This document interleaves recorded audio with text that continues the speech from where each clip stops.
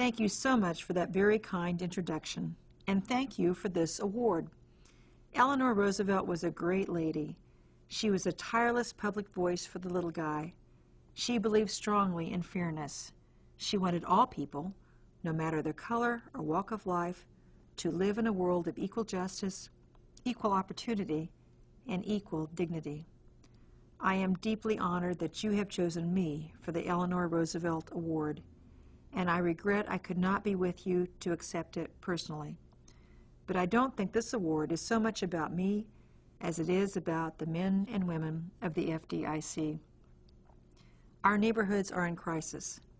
They're being decimated by a weak economy and relentless foreclosures.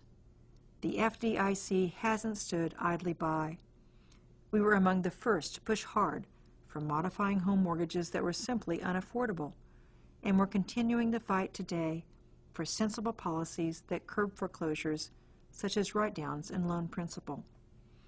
When I first came to the FDIC, we set out to create an atmosphere of inclusion, not just for our employees, but for those in the tens of thousands of communities our banks serve.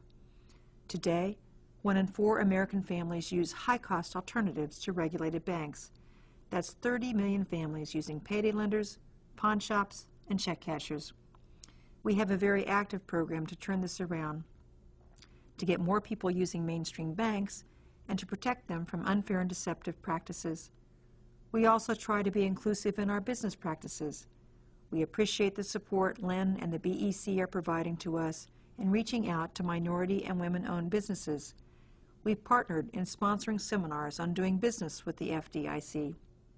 So we stand together in the battle to keep people in their homes, to bring more everyday Americans into the banking system, to help them save and invest for the future, and to make reforms that bring us closer to Eleanor Roosevelt's dream of a world of equal justice, equal opportunity, and equal dignity.